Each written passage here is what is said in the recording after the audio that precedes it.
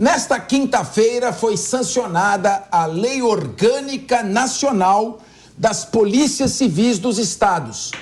Porém, os artigos que previam direitos e garantias aos policiais foram vetados.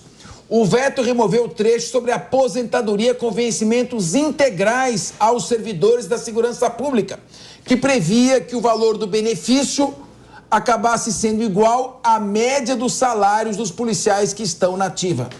Além disso, foram vetados trechos que versavam sobre o pagamento de indenizações por insalubridade, ajuda de custo quando o policial for transferido para outra cidade, carga horária máxima de 40 horas semanais com 40 horas extras, pagamento antecipado de diárias quando a gente precisa viajar a trabalho, licença remunerada de 3 meses a cada período de 5 anos, entre outros direitos.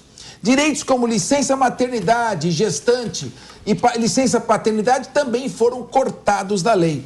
Nesses casos, permanecem válidas as regras previstas nas leis da Polícia Civil dos estados e municípios. Conforme o artigo 49, que diz que as leis locais serão válidas quando não forem incompatíveis. Bom, eu vou começar com o nosso advogado aqui, Alexandre Bissoli.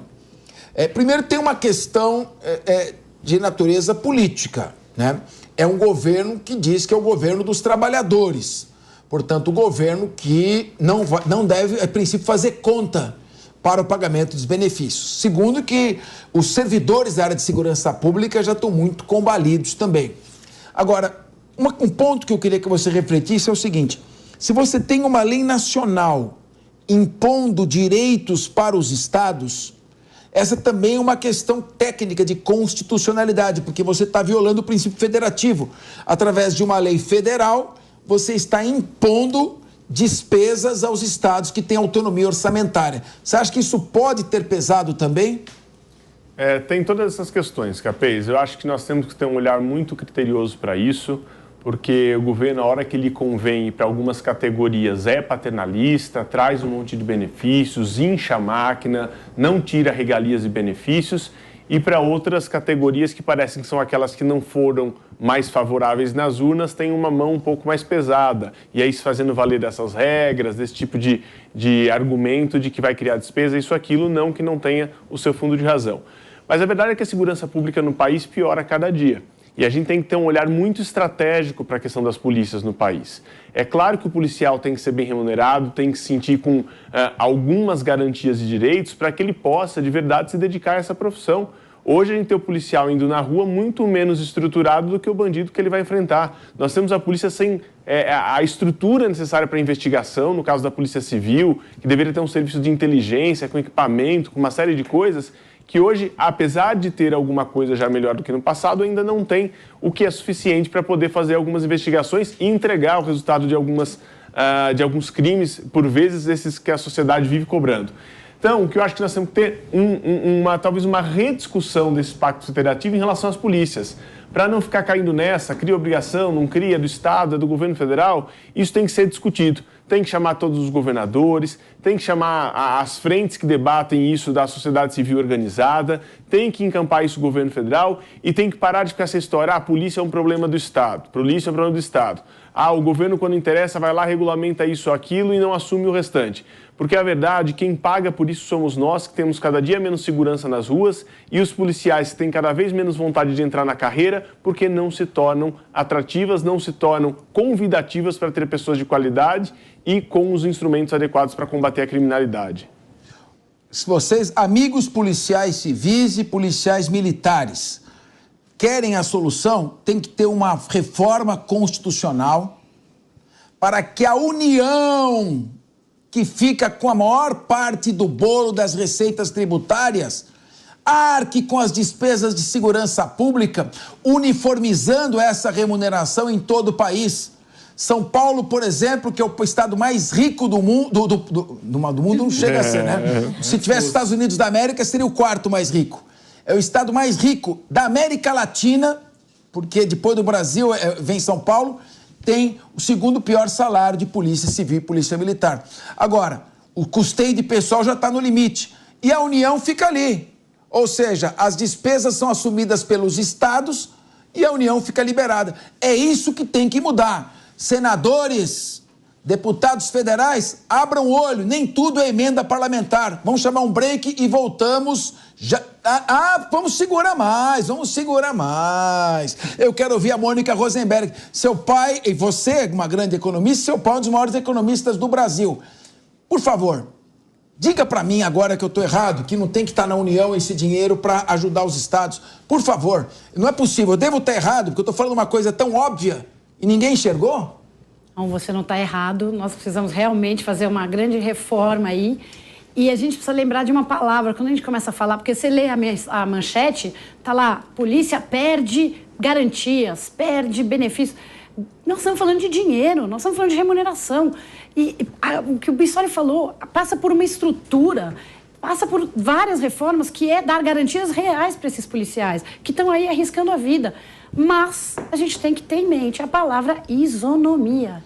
Isonomia, o Brasil está cansado de grupos, e eu não estou discutindo que os policiais tenham ou não direito a pedir um olhar especial, porque realmente a profissão deles é diferente das demais. Mas não dá para cada grupo ficar puxando a sardinha para o seu lado, a brasa para a sua sardinha e dizer, eu quero mais benefícios, eu quero ter direito, você anuncia uma reforma tributária, vai lá, todo mundo quer isenção. Nós temos que fazer uma reforma que afete todas as polícias e que dê estruturas, que dê garantia, que dê capacitação e que dê futuro, que dê vontade de continuar sendo polícia. E certamente isso passa por uma ação na federal. Agora, Diego Tavares, quando a gente fala Estado enxuto, é um Estado leve. Sim. É um Estado que pega os seus recursos, investe em segurança, investe em justiça, proporciona saúde e educação, principalmente para quem não tem condições de entrar no sistema privado. Agora, o Estado, entendido ele como União, Estados-membros, Distrito Federal e município, tem empresa pública, tem 51% de sociedade de economia mista, tem autarquia, tem fundação, estatal, tem administração direta gigantesca e tudo com desculpe a expressão, com uma teta gigantesca para todo mundo mamar. Então vai criando cargo, vai criando penduricalho, cabide de emprego, aí o gestor da coisa pública está gerindo o que não é dele, que se dane se der despesa ou não der, eu estou com uma sobra de orçamento, eu vou torrar tudo, porque senão o meu orçamento vai ficar menor no ano seguinte. E aí, evidentemente, não sobra dinheiro para aquelas despesas que são cruciais. E quem tem que chamar isso é a União. Quem está no comando da União tem que ter a responsabilidade de fazer uma repactuação para ir mais verba na descentralização de municípios, na descentralização para os estados e a União ficar no papel de supervisão. Eu queria ouvir a sua opinião ou se você é defensor daquele mito do welfare state, o Estado que paga tudo, resolve tudo, de jeito nenhum. Esfola o contribuinte. Isso é conversa fiada, professor.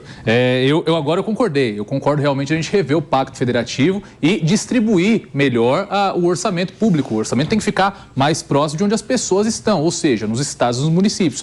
Por isso eu discordo da tua proposta de centralizar na União a questão das polícias, porque você vai estar jogando mais responsabilidade, mais centralização para Brasília. É o contrário que tem que ser feito. A gente tem que descentralizar o orçamento. Mas isso passa por uma grande revisão de competências, então eu acho que está mais fácil resolver com a tua solução do que com a minha, professor. Não, só esclarecendo, Diego, eu falei o seguinte, descentralizar a grana.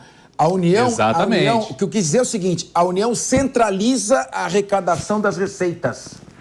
Então tem que acabar com essa centralização das receitas.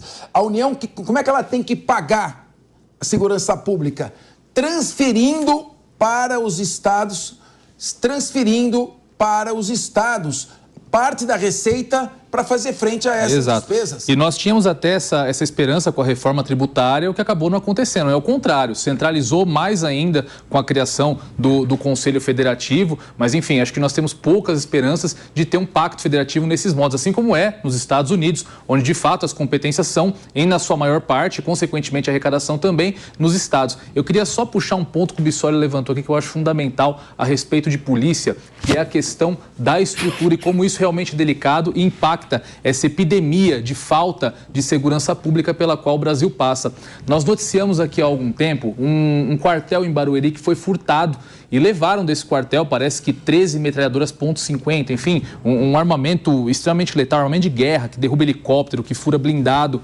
Esses armamentos, houve uma tentativa de venda deles para o crime organizado e as facções criminosas, Bissoli, não quiseram adquirir essas metralhadoras porque disseram que estavam velhas demais.